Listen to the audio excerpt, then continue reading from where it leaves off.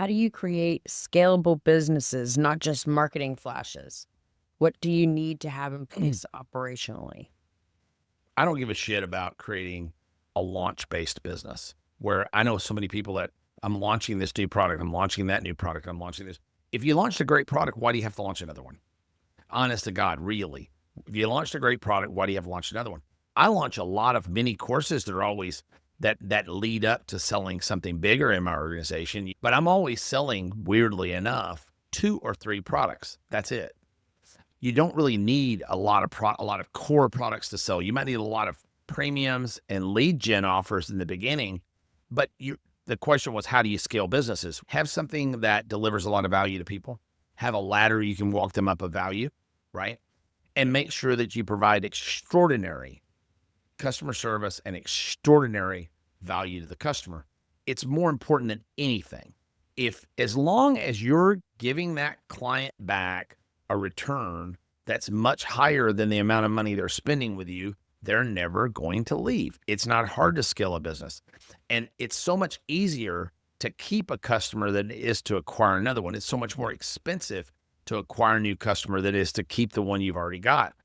If you're constantly having to churn over because the product is underperforming, or the customer service is underperforming, or the experience is underperforming.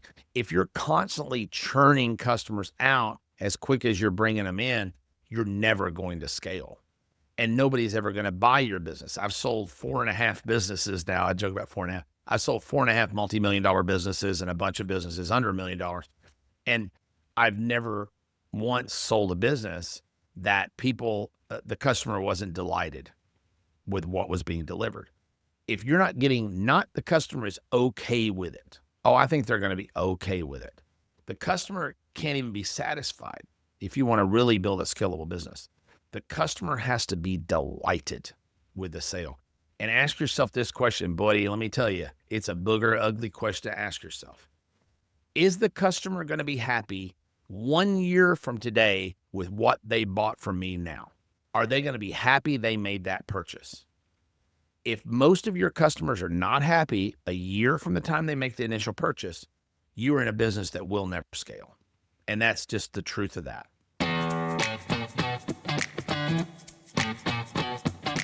What's the fastest path to becoming an authority in a niche and building a magnetic personal brand? Sure.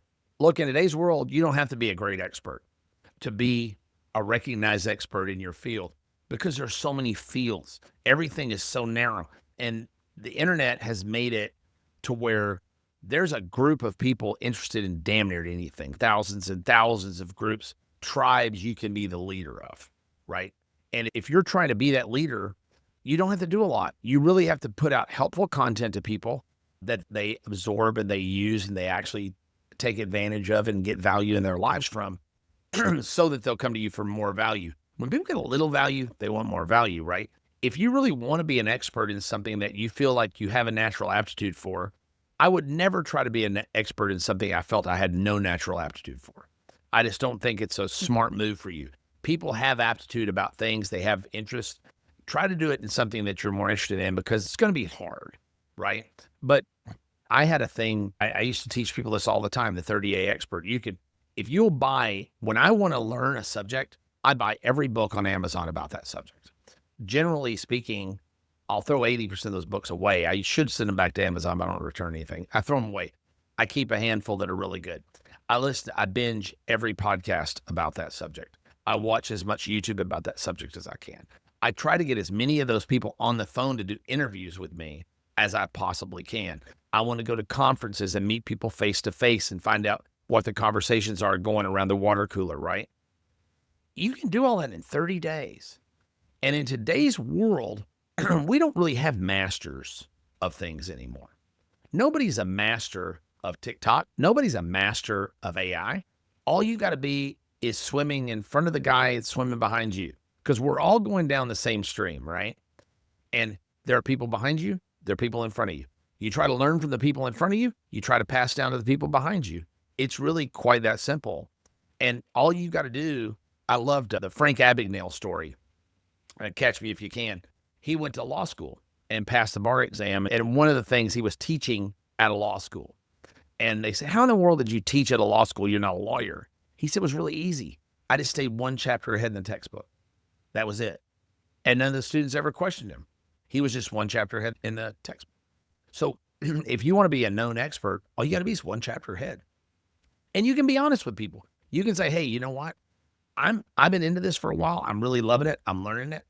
I'm going to pass down to you. As I learn it and get better at it, I'm going to pass down to you everything that I'm learning in quick, easy to understand chunks. If you're honest, they'll love it, right? And try to prove out your theories. So you can say, hey, I tested this for you, and this is what happened, good, bad, or ugly. And that's what you're getting paid for. If you're an expert, you're not really an expert. You're a researcher and a tester. You should be researching and conducting experiments and then conveying to your audience the result of said experiments, good, bad, or indifferent. And believe it or not, the failed experiments are every bit as valuable to them as the successful experiments are. It may be more. We interrupt this pod to bring you this really special announcement. You need to go right now. Well, maybe they want to go right now. Want to stop? No, at the end. We don't want to have them stop. Go to trainwreckshow.com. There's lots of bots there, GPT bots that do things for you, that do a lot of your work. So you don't have to work so much and drink more beer. The episode archives are over there. There's all of our resources, worksheets, workbooks. Everything that we've done that we give away is over there. Go get it right now. There's a lot of resources there. Way more resources than you get when you buy a lot of communities, I think. And don't forget to like and subscribe so that you can catch every episode as soon as it hits. We'll send you a notification. It doesn't mean you're liking Emma, by the way, because I know that slows us down on our likes. You can just click and say, I like Perry. You don't have to like Emma. It works the same way.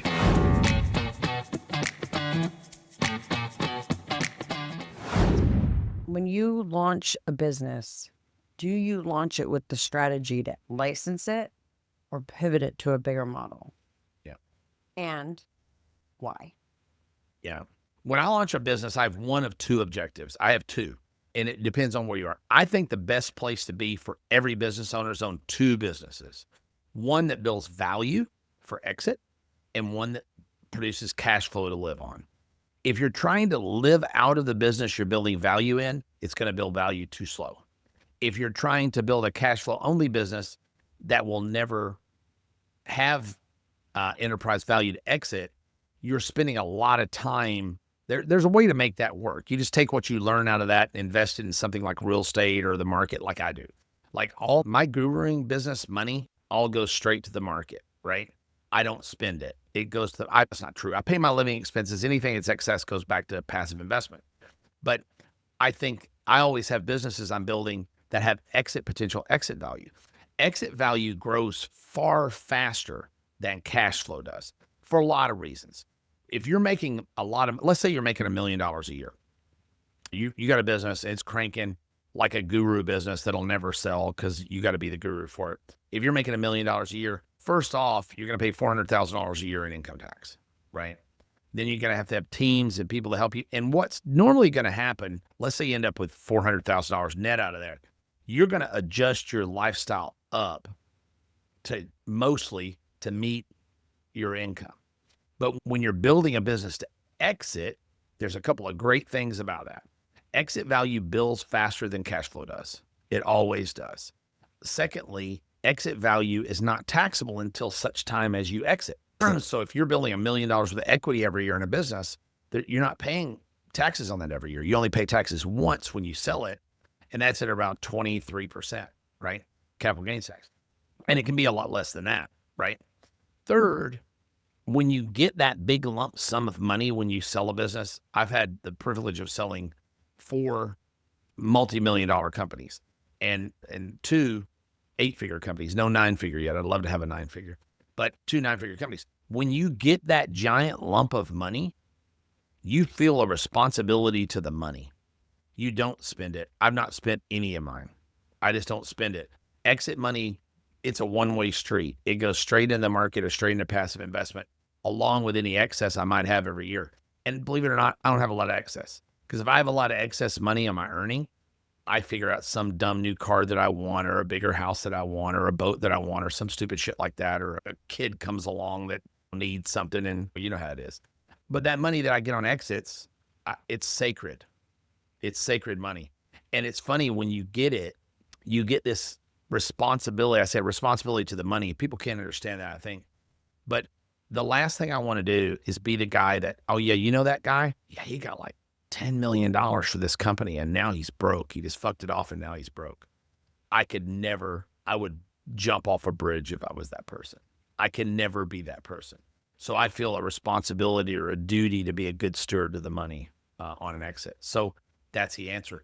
I build them both. I build one for cash flow and I build one for exit value. And anybody can run two businesses. They really can. Anybody can run two. Everybody that runs 11 like me is an idiot.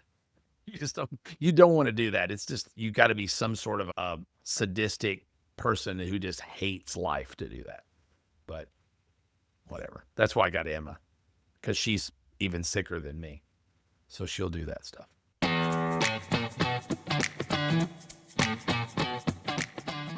If you're given equity in a business, what do you do to triple its value?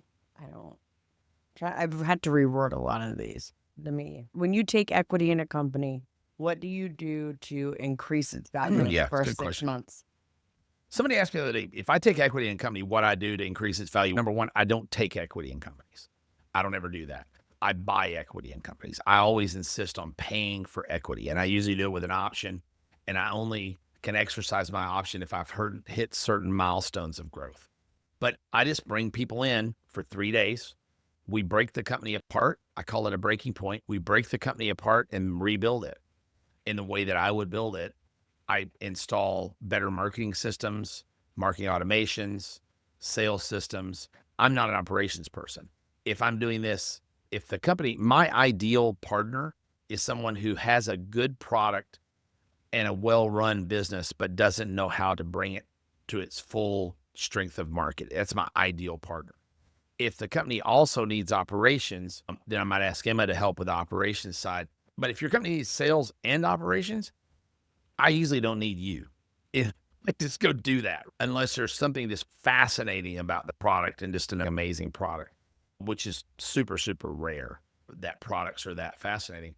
But I can almost always, if given latitude, let's say on a $2 million company, I can usually get a $2 million company to $10 million in 18 to 24 months if it's got a good solid product and good operational sound base.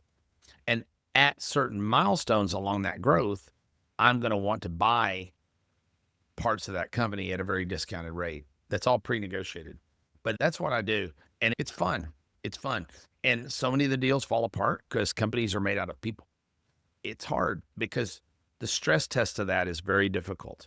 When you're running a $2 million business and you're comfortable with it and you're used to it, you've been doing that for a long time. And then here comes Perry, and 6 months later, you're doing $8 million.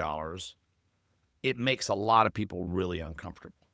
And a lot of times those deals fall apart. I actually slow down how quickly I build most businesses for that very reason. Now I've kind of learned that lesson, because most businesses I go into, I could take that $2 million to $8 million. Now, somebody says, why don't you do that with a lot more businesses?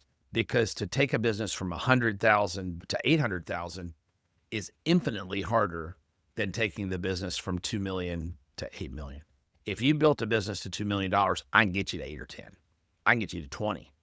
You've proven a concept. You have something the dogs are eating. Well, that's a terrible sounding term, but you've got something the dogs are eating. Anybody can eke out $100,000. A convenience store sells $1 million worth of stuff a year. So it's not a big, oh, I've got $1 million business. So does the 7-Eleven down the street from me. Who gives a shit, right? If you've got something that's grown to a couple $1 million and done it fairly rapidly, call me if you really want to grow it. But know that's what you want. I tell a lot of people, you got a $2 million business, running it solo, you're lean, just keep doing what you're doing. You'll be more comfortable with it until, unfortunately, a beast like me comes along and stomps you. And you will be found, because efficiencies always happen in business. But if you want to get to the $10 million range to where you've got exit potential and beyond $20, $30 million range, I can do that faster than anybody alive, I think. But you got to be ready for that roller coaster ride, and it ain't easy. It ain't.